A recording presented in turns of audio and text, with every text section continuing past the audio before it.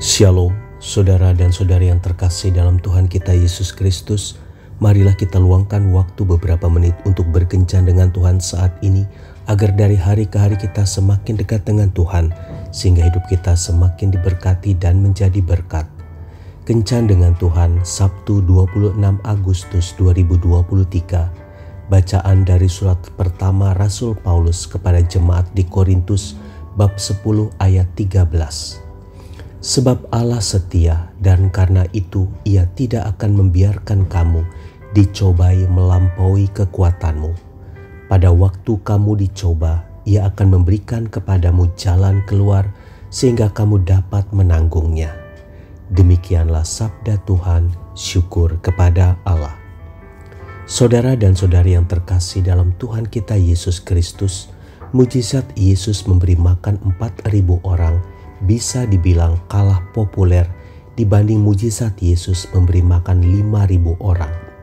Entah karena jumlahnya lebih sedikit, baik dari jumlah orangnya maupun dari sisa makanannya, atau karena memberi makan 5.000 orang memang terjadi lebih dulu.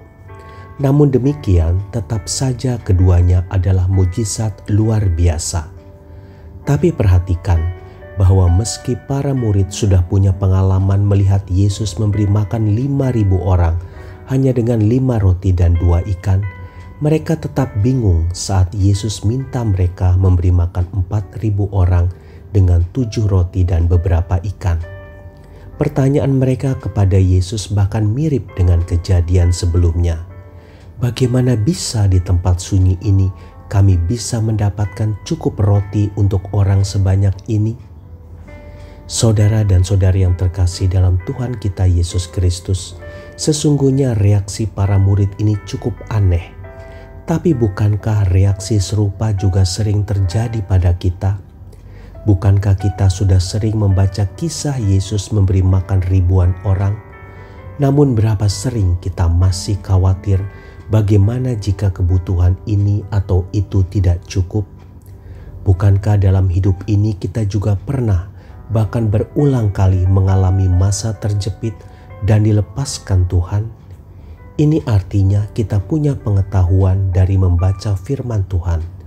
Ini juga berarti kita punya pengalaman langsung bersamanya.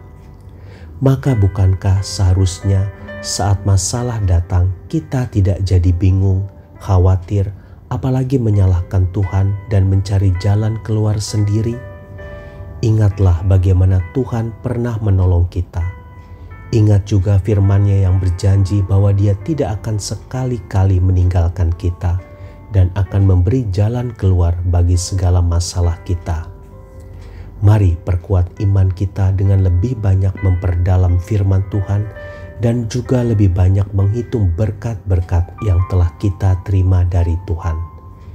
Iman kita akan tumbuh saat kita tekun menggali kebenaran firman dan punya pengalaman pribadi dengan Tuhan melalui setiap berkat yang telah kita terima.